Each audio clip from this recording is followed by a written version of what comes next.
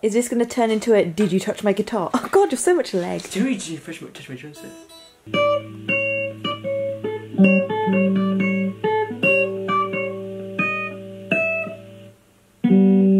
Did you touch his drum set? I'd say play Wonderwall, but maybe just play Hot Cross Buns. Play Thunderstruck! Yeah, that's what I've been trying to figure out.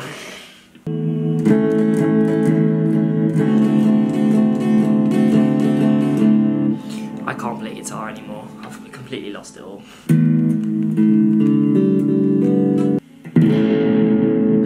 It's a guitar. It's a guitar.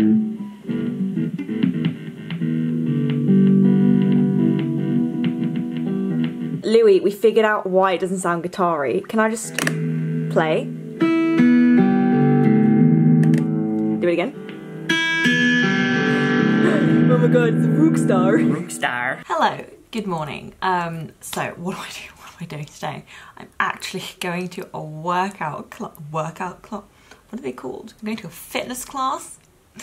Actually gonna do a workout for the first time in about a million fucking years. God knows I need it. I feel crap. I feel like I really look the part. The entire room vibrates. It's like a boxing class thing, so I'm quite looking forward to that. I need to get back into running. Did a bit of rock climbing, but I need to do more, and I'm trying to talk everyone into playing tennis with me. I've had a lot of my friends be like, yes, but now it's like, okay, which courts do we want to play on, which decent, which aren't like horrifically priced, where can we go, blah, blah, blah, blah, blah, blah, blah. And also the weather is terrible, so it's like, what are we supposed to do? But hello, I didn't really speak too much yesterday. Yesterday was just a get shit done work day, because I did stuff on my Sunday night, so I just kind of forgot that yesterday was Monday. I kind of thought it was Sunday. Yeah, so I'm doing that boxing class. I'm gonna have a tutor meeting, and then the rest of it is spent looking for wallpaper, because I kind of know how big my set is now, and I'm doing more things to scale, and we've like agreed where all the windows and stuff go. I'm trying to proportion everything so that we can build it with our like set flats. Some are like what, 8 feet, 4 feet, 2 feet. So it's like trying to make sure that I haven't designed my set so it's like 1.5, like a section needs to be made like 1.5 feet. Basically like assembling a Lego. Once I have all of that sorted, I basically know like how big all of my sections of wall are, and once I know that, then I know how much like wallpaper I need, I know how much paint I need. I can start estimating costs for things. The one thing with this is I feel like we haven't been given like the best maybe like workflow. No one's like sat us down and been like, you do this first, you do this first, you do this first. Which like to an extent makes sense, right? Because it's never necessarily always going to be like that linear, but it's kind of like very slow to get, it's very slow to get the cogs turning, but then when it gets turning it starts making a lot of sense. With our story, the way it works, it makes a lot of sense. I don't know if I've said really what the story is. It's from the point of view of a young girl, and it's a relationship with her mother that she has after her dad is like in a tragic sort of accident, and he becomes like borderline comatose. He's on a ventilator, like he's very like, it's basically palliative care, sort of when the child like has to age far beyond her years, far faster than any other child, like the tragedy that is. So what I've done is like the living room has become sort of the hospital room, and then there's a kids room next door, well what used to be a kids room, so putting all of the like medical supplies and equipment and a lot of like the furniture that would have been in the living room now in that room. So it's going to be decking it out to make it very obviously like what used to be a kids room, and sort of the implications like now the daughter probably sleeps in the mum's room with her, and this like former childhood bedroom is then where all the medical stuff is and the supplies. So it's like the visual representation of like I was quite pleased with this actually.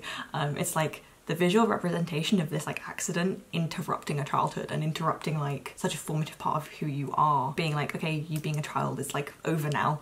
So I'm looking at lots of like really like cute I'm fixating on the wallpaper. I'm trying to find like some like cute like fairies or like ballerinas, because I had ballerinas when I was little, like fairies and stuff. They were like they were fairy ballerinas. I kind of wanted some ducks, but I'm like maybe ballerinas is the way to go. And also because it's a black and white shoot, so you need a lot of texture to be able to like separate the different layers of your set. If you paint every wall white, you're gonna have a really flat set. So I wanted some just like texture and stuff to like break that up.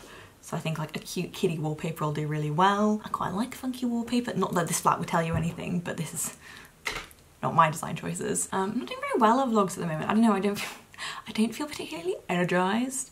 And I haven't filmed like a main channel video in ages. I was gonna film so many videos in June and it just hasn't happened. I'm gonna blame it on the weather? I don't know, I'm just tired, and obviously like with school, we haven't really had a break. So it's just kind of like, and it keeps going and it keeps going. We won't have a break properly until the end of this year. So, and these are some of our most intense terms. So, we've got to grind. Healthy. I'm really kind of pleased with my idea. I was like, I had the idea and I was like, this makes sense. I like this. We can work with this.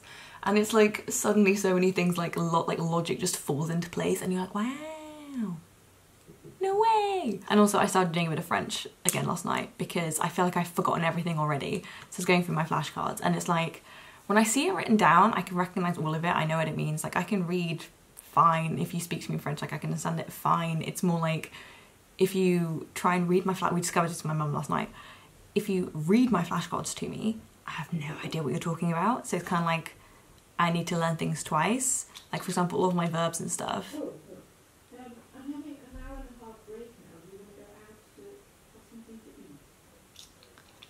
Why am I not being invited? I can't go anyway. But basically it's like I can write all of my verbs down and stuff.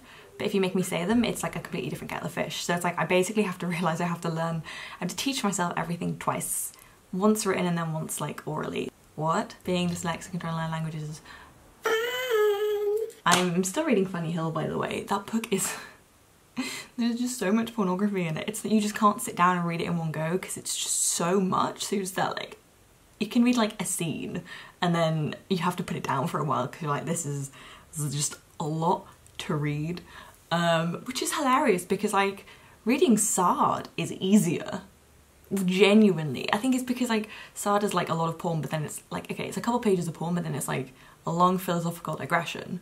So you like, you finish the porn and you're like, huh, and that's like almost for philosophy is a relief from the porn, and then the porn is the release from the relief from the philosophy. Whereas in Fanny Hill it's just porn, porn, porn, and you're just like, oh my god, make it stop. But yeah, it's really interesting in terms of like an anti-Pamela. If you guys, I've got it here. How did I end up talking about books? Where is it gone? Pamela is like one of the most famous novels of like the English 18th century. Not because it's good, but because so many people fucking hated it. Like so many like intelligent like people were like, this is bullshit. Pamela is basically like the, was it Rewards of Virtue? Yeah, Pamela or Virtue Rewarded. Where Justine is then the misfortunes of virtue.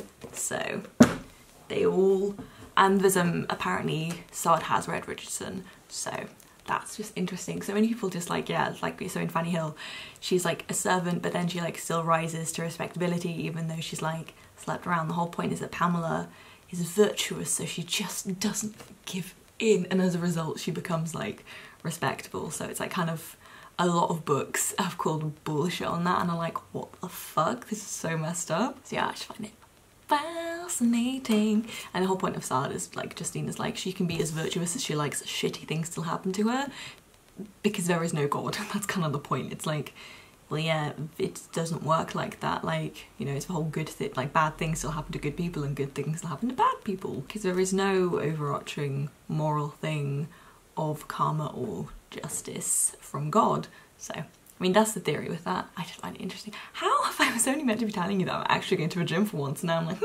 books. I lent a couple copies out to my friend, one of my friends the other day, because she wanted to like read something that would give her more like good English words.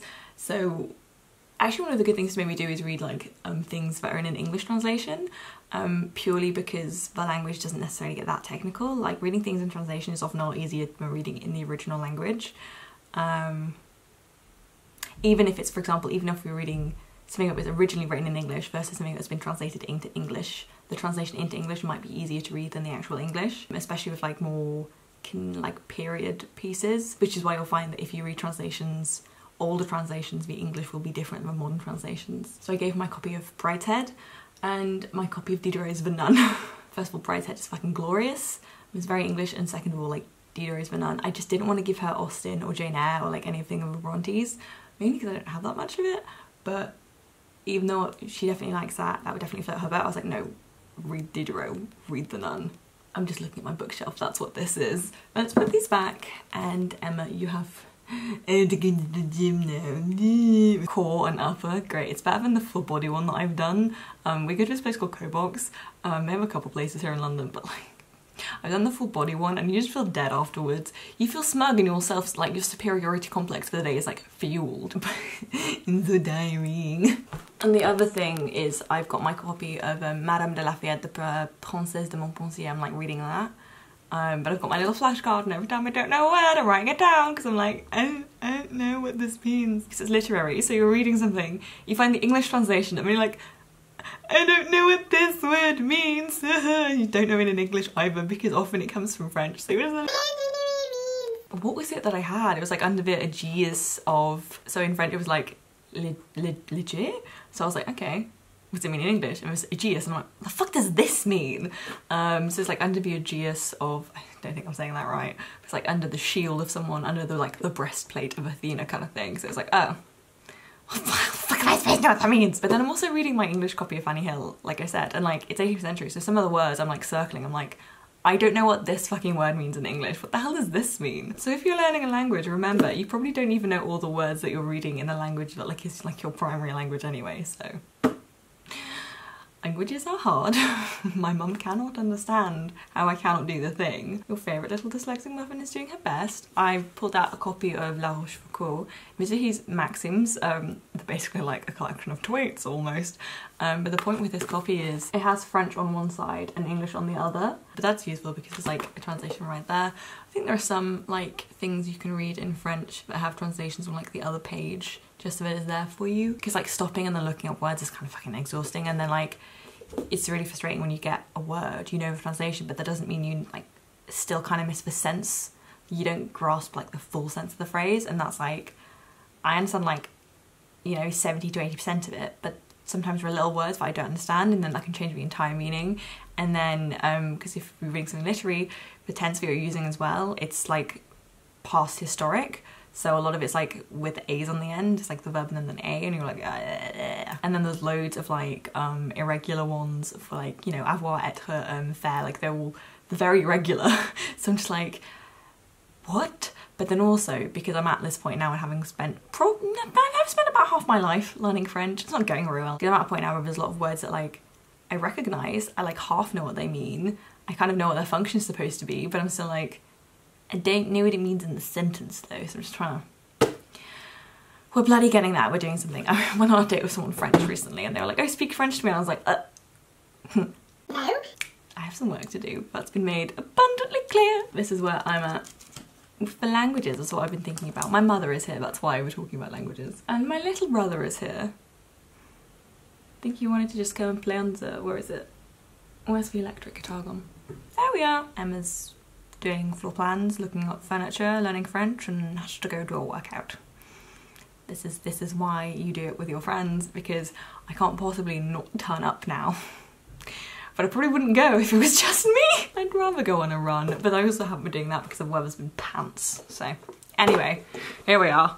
Here we are. Actually, this is the copy, my French copy. All my French copies of the folio editions. A lot of other things that I was just having a quick Google online, like what good things there are to read then, like actually in French. A lot of people said Camus is actually quite good to read in French. I have his copy of The Plague, but a lot of people said L'Étranger is a good one to read from Camus, like in French, so I might just buy that as well. These are my flashcards of the words I did not know. Sous l'égide, under the aegis of.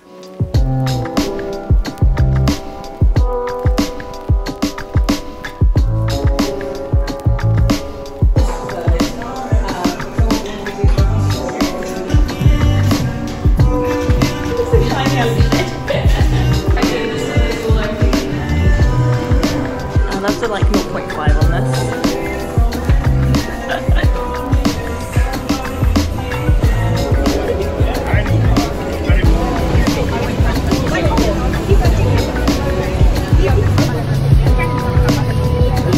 Hello. My hair is an absolute lost cause. What is this?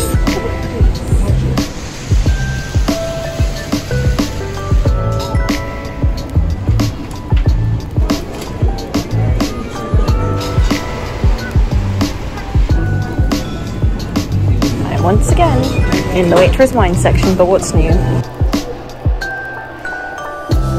We are getting there. We are getting there. The fear is real. The fear is so real. This looks amazing. I can't do this with one hand. Do you like my jewellery? I love it. Do you want me to help you? Yes, please.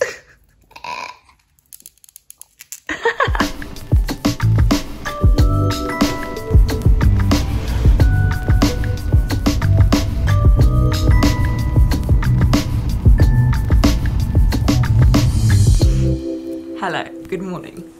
Do we see these? Look at these. I actually think these are so funky. I'm so in love with them. Yes, these are pajamas. These are great. These are the cat's pajamas. Do not be fooled. I've just put these on because I got them. They arrived yesterday, but I got home quite late. So I have a chance now to try them on and I love them. They're so cute. I've actually already had a driving lesson today. Drove around quite a bit. I was very pleased. Drove all the way to the place where they're like teaching me, which is quite like a smaller, shorter grid system. It's not that busy, but it's like a really, really residential area. So you're like driving in between, I think I already said, you're like trying to learn to drive in between like a shiny Mercedes. And there's a really nice Aston Martin that's kind of parked kind of weirdly. And somebody's got their Bentley like obnoxiously in the way. And then there's like mums in Range Rovers driving around and you're like, holy shit. But that was okay. And then they took me to like quite like an area, it's got loads of like boulevards and stuff, and I went on like busier roads, and weirdly those are easier. So still learning to drive. It's going quite well, I would say, and I'm enjoying it, so that's a win-win. So yesterday I went to a workout class with my friend. It's called like Cobox, if you guys want to look it up if you're in London. I really recommend, but the only thing is like, look, I am a stamina gal, all right? You can make me run a 10, 15, 20k fine. Marathon, honestly, something I want to do at some point. I'm good when it comes to stamina. Pacing myself, stamina over like a long period of time. That's what I'm really good at. Cobox is like, it's like a HIIT class kind of, right? You're on like, they have like bags and you're like on the back, like, yeah, channeling out all of the rage. Especially a good one to do if you're a woman, because women have so much rage because. But then there's other bits where you're like on a wall and they have like loads of like stuff on the wall, and like you have like loads of weights and stuff, and they're like making you do stuff and like lift it, and then like a weight you have to like lift and like squat, and then like depends which train you have, depends which day you're doing. But I'm like destroyed. It's the next day and everything hurts. I am not built for that kind of exercise. And my friend that I go with, the woman is an absolute machine. It's incredible. It's not somebody I want to be hit in the face by. Just watching her, I'm like, fuck, and I'm just like, huh. And we went for lunch, and then we ended up watching we watched football, and I'm glad we only watched the second half, and that was good because the first half was boring. The second half was actually interesting. It was England, Germany. But then we started watching the F1 series on Netflix, Drive to Survive. Fucking hell. We binge watched 4 episodes, and I'm literally gonna go see it today because we were gonna go play tennis. I'm not going to go play tennis now. Guess you cancelled that. But we literally want to go watch Cruella, which I'm actually quite excited to see. Because like, look, I know I'm a film student. I watch artsy indie stuff a lot. Do I like just something that's just entertainment? Yes. Yes, I do. So I'm quite excited to see Cruella. But yeah, Drive to Survive. So good. I can name a grand total of 4 F1 drivers now. Look at me go. Look at me go. Very little about like the racing. It's more about like the team drama, and like just like all of that is really, really good. So it's very well made. My little brother's watched it as well. He said it's at times a little bit over exaggerated, like the drama is a little bit overdone, but like you would kind of expect that. Like that doesn't shock me in any kind of way.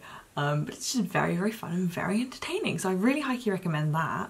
I haven't had the desire to binge watch anything so strongly in such a long time, to the point now where I'm kind of like, I kind of want to watch another episode, but I said I'd watch it with my friends, and I'm like, damn it. But yeah, driving, watch the F1 stuff, my pyjamas are cute, and I got my ass handed to me during that workout class because I haven't done exercise in forever.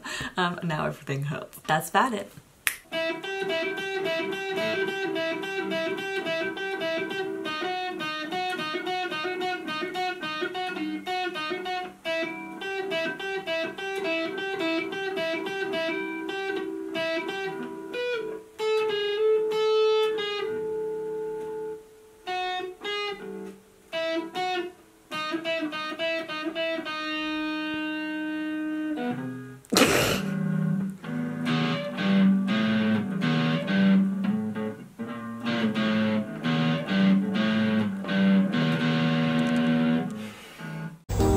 I was without context. Charles. We had that's when they went out to September. They had.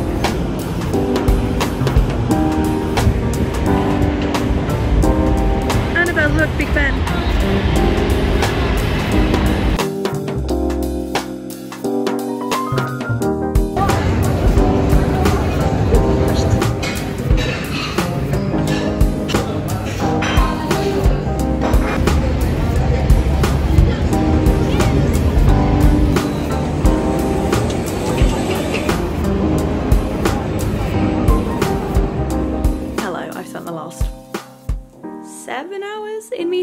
Look at what's happened to my outfit. Start up here, kind of normal, just in a hoodie.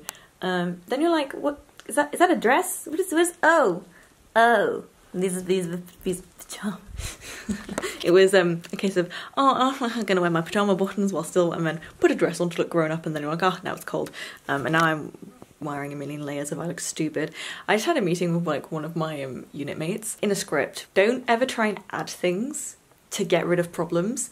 If you can keep things, it was about like, first it was a blackout, then we went to a prepaid meter running out of money, and now we've just gone to a fuse box that a child cannot reach. And this often comes from like when you have other people who don't know the story very well suggesting things, and then you're like, oh, that's a good idea. Then you're like, you build and build and build and build. So it's like you add loads of stuff to make things, to like fix all your plot holes.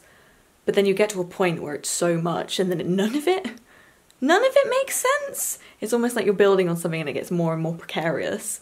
So sometimes just like the simplest thing, you just make something as simple as possible. Also because I'm production designing, so I was like, can we just have a fuse box? Because that's a lot easier for me. But it works out, it's like, oh, it's just so nice when all these things like fall into place. And like, if you do creative stuff and collaborative stuff, you'll know the feeling where everything just kind of feels like it's just tipped into place and it goes in your brain and everyone's just like, ah! Yeah, I don't know, it's a lot of fun. And especially this is why it's so important, in my opinion, to learn to do filmmaking from like every perspective of like every HOD, like, because I wouldn't have been able to aid the script this way if I wasn't doing production design, because I can't, like, you just see all the problems from like a different angle and you're basically just always reorganizing different bits of information. It's very fun. Speaking of organising bits of information, what we had was mainly, it was an assistant director workshop. So like, it's just seeing all of these like beautiful, we got some templates for like beautiful like like different like breakdowns and scripts, like strip boards and stuff, and it's I'm such an organizational freak, but it is so satisfying. I've just been like doing my next like couple months in my bullet journal, and I'm just like, oh, it's just so satisfying. I'm so calm now. I love it. I really like assistant directing. It's one of my like, I really enjoy doing it. And I have my pink flowers. My pink flowers are finally blooming. Also my purple flowers are blooming. It's beautiful. So these are the snapdragons. And then these are the other ones. That's just not the same flower. That is something else. Look at these. Oh, I love them. I love them so much. I'm also just very tired. I've been tired for the last like 2 weeks. Like I feel like something has zapped my entire energy. And I kind of think it's the weather. I'm blaming on the weather. We've got to this point, I'm blaming all on the weather. So last night I went to see Cruella with one of my friends. Honestly, I really enjoyed it. It's not a cinematic masterpiece. It's not gonna make you cry your eyes out, reevaluate your life, whatever. But it's a Disney film and it was fun. And it's a good entertainment. Like, sometimes that's all it needs to be. And I think it's aware of what it is.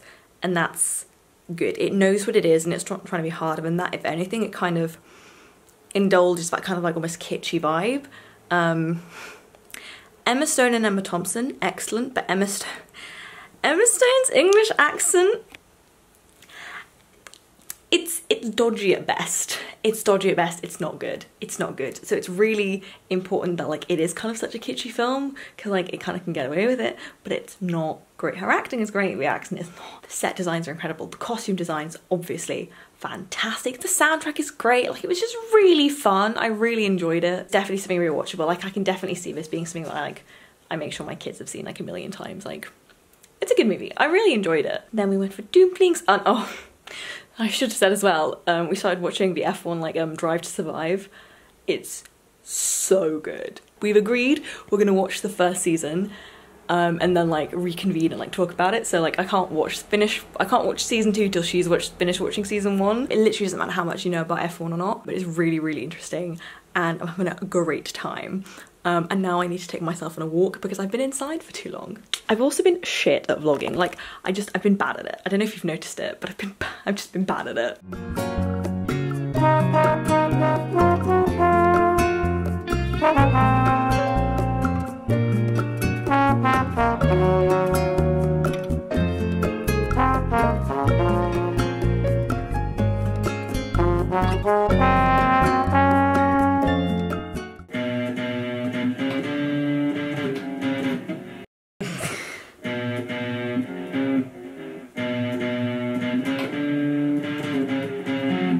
I can't do this.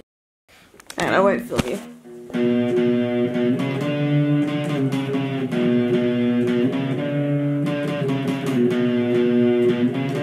I think you might have played on this more than Louis has now. How's Thunderstruck going?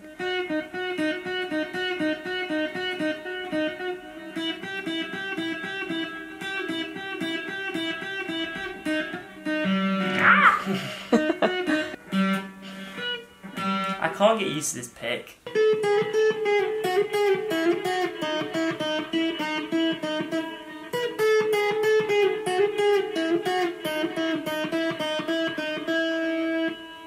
See, I figured it out now. You should be watching. I'm finally gonna flip this jacket. I've got the buttons. I'm gonna do it.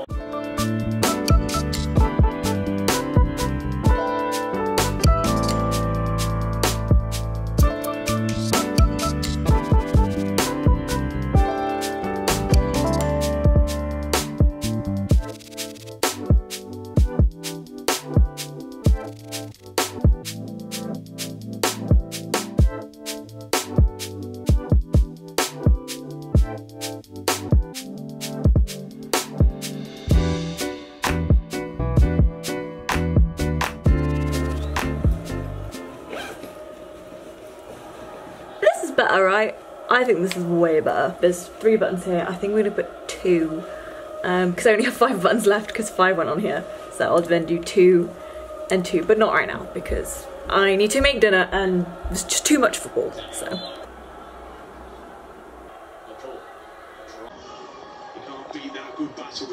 accurate as he used to be, yeah? Because he's old. Yeah, Because that's what happens when you have an injury. Did he have an injury? Yes! 3 centimetres. Wow. Yeah. 193 centimeters. It's cool. Amazing. Good genes and lots of milk. Well, this is bullshit because we have the same genes and... No, there's actually 10 genes that go into height. I know that, Adam. I did biology too. Hello. Do you wave? Yeah, just wave. Hello. Say hi. Hi. Miller wave as well. Hello. Gosh, hello. We didn't get quite far into this episode without me from the future popping up. Mind the mess and the unironed pajamas, that is me. Doing my best as per. I've just finished filming in the studio with everything, so it was a couple of weeks that was manic, didn't have time to think any not film thoughts. I don't really remember what this week was. I think a lot of it, especially from this point onwards, you'll see it jumps a lot of days. This episode is actually 2 weeks. Usually an episode is 1 week, generally speaking. This is honestly just because this time my role was production designer, so I built the set, I designed the set, I designed all the costumes, I did all the props. Everything that you see that isn't the actor's performance was my problem, so it was a hell of a lot of work. Part of me keeps saying like, oh, I didn't do any work, but then I look in like my folder on my laptop and I'm like, oh, when did I do all of this? And these couple of weeks were when we had the really big, long ass, like hour long meetings to talk through a lot of the design stuff, and those meetings were mainly aimed at me. I think I've already said in the vlogs, but they were mainly aimed at me, so they were so draining. So I just didn't have time to think any thoughts other than that. So everything gets a little higgledy-piggledy, but I'll pop in and out as per.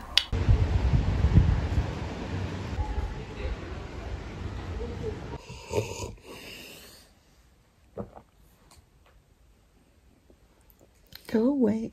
Can be higher. That came from EC downstairs. I He's saying he wants to get...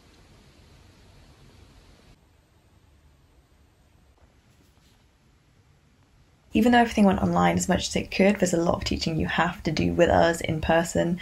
This class specifically, I think, was actually a boom class. How you can light something, and then when you get a boom in there, how you avoid the shadow, or how you basically like get like coverage for like sound without fucking up your framing, without fucking up like, you know, if you light something from the top, stick a boom and then you can have a boom shadow like on someone's face, stuff like how you avoid that. Because we did, when we actually shot it, we did have this one shot where we were looking at like, what is that weird shadow? And then they moved and we realised it was our boom op. People were like, oh. It's like one of those things that you don't think about it until you fuck it up and then you're like, oh. But the other thing with these kind of workshops is they're long. They're very long. All of our workshops, usually we have, you know, 5-7 hour workshops sometimes. It takes its toll. You're not sat there just taking notes or something. You're like physically up on your feet, doing stuff, moving boxes. Like, it can just be a lot. And I think I was so zapped from this week. And the other thing is I then had to go back and I had to go and like draw on my stuff. So it's like your classes that you have to physically attend and stuff, but then all the other things you need to do. And like, if you don't do your job and you don't do your job well or on time, this entire like filmmaking ecosystem, like it stops working because we all rely on each other a lot. So it just has to get done. And I really, really think this actually drained me like more than I thought it would. Like, people have asked me like a lot, like, oh, you know, you're production designing, do you enjoy it? I liked it. I really liked it, but I didn't love it. A lot of people were like, oh, I fucking hate it. Like, I didn't hate it. I didn't hate it at all. I didn't love it as much as I thought I would. And that was the other thing with the drawing that I just showed you as well. Part of the problem was with school, we needed 3 open sides. And I mean, that's usually what you do anyway on a film set, but we couldn't even have like a floating fourth wall at any point because of COVID restrictions. So it's trying to make like a constant negotiation of like, you know, camera, design, story, like all of that working together. That was a lot. Especially when you're sat there and you don't know what you're doing. I know for a fact that if I did this, if I were to production design again next term, which I really don't want to do, but say I were to, I wouldn't be anywhere near as stressed as I had been doing it this time around, just because like now, I think I was saying, like now I actually have a workflow, and that was really tricky before. And the other problem was I couldn't go up to the studio, so I couldn't go up, so I didn't know what was there and what wasn't. I stressed a lot because I didn't have a floor yet. There were loads of floors. There were loads of floors in the studio, so I just got one off like another unit who'd been there before me, but I just didn't know that because I wasn't allowed to go up because of COVID and stuff. I think I dealt with it a lot better, but I don't think I realised how sort of stressed. But it was like an exhausting stress rather than like an active anxiety stress, if that makes sense. I don't think I realised how stressed I was up until like 2-3 days before we actually started our build, when I'd sorted everything, because I was like, I've done my to-do list. How could I possibly have done my to-do list? And I almost panicked because I was like, my to-do list is done. That can't be right. So when we got there to start building everything, I was like, I'm relaxed. Well, this is kind of sus. So yeah, I don't really think I realised how stressed out and also to a degree unsupported I felt until we got there to start building everything. I managed to get so many things refunded as well because they were just in the studio. There's so many things you have to buy to build the set that in the end I just found, and then I just like returned loads of this. I had this massive Wix order. I returned 80% of it, which saved us so much money. I returned a bunch of IKEA stuff because we found it. I saved so much money. Like, the value of being able to physically go and visit a space is you can't put a price on it, like, especially just mentally. I don't like when I don't know things, and there was no way for me to like fix that problem until I got there, but it was fine. This is one of these like things where it's better if you catastrophize, because when you go through your list and you fix everything on your list in terms of highest priority, and then when you get there, there were no big, nasty, horrible surprises or oh fuck, or oh shit, I fucked up moments. The only thing I actually fucked up on was I forgot my plastic bag. We used it on location, we'd shot with a certain plastic bag, and then I forgot to bring it for when we did our actual shoot, so hopefully nobody notices that, but I noticed that. But I feel like that's fine. There would have been worse things, so I kind of feel like I got away with it. We get crits back, so like watch the production side, be like, the plastic bag changed.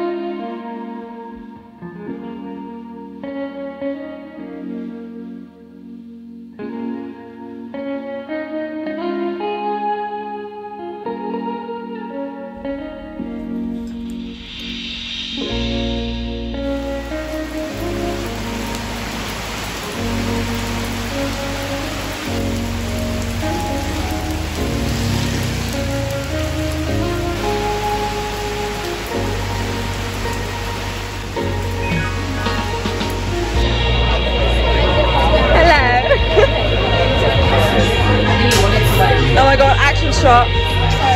Amazing. Oh no.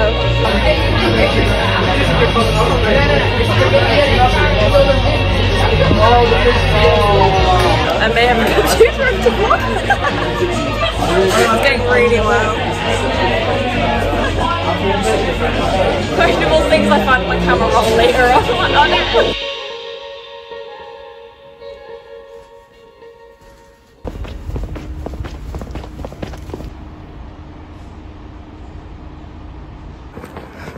And then this bit was like I was gonna have brunch with a couple of my friends, with my director and DOP, so we could talk through all of the, because I'd said, right, that like really long design class that I'd had, we were gonna have brunch so we could just sit down in person, talk through like the model, talk through all of the things to like make it all work together, because it's so frustrating to do that on Zoom. Really, this is why basically a week went missing. But why there's no like structure and stuff, because you get so sucked into the work that you're doing that you just completely, everything else just fades away in such a way. And maybe it's a little reminder to not get too swept up into things, a reminder to myself it's okay to work hard, there's nothing wrong with that, but just be very careful that you don't get so sucked into it that you have such tunnel vision and like the rest of your life in a really weird way like just completely falls like not apart but like to the side and like by the wayside, and then you're like, oh what, I have only one personality trait and that's working. Sick. We needed this meeting a lot because it's so stressful to try and do these things over Zoom. You just can't communicate efficiently. Always better to do it over brunch. There you go, that was this week. It was a lot of just prep, workload and the stress, like it goes up and then drops the moment you actually get to set. I have no idea what's in next week's vlog either or the week after, because I did film our build and stuff, so I'll see how I work that into my videos. I do have a book video, I promise. Then I'm also going to France at some point, so I have no idea how that's all going to work. And I have a thing for having to upload things chronologically. We will see what I can do, but I feel like I'm doing okay so far with all the vlogs. Here's episode 6 season 6. I hope you enjoyed it. Like, subscribe and all that jazz, and I'll see you guys hopefully very, very soon this time. Goodbye.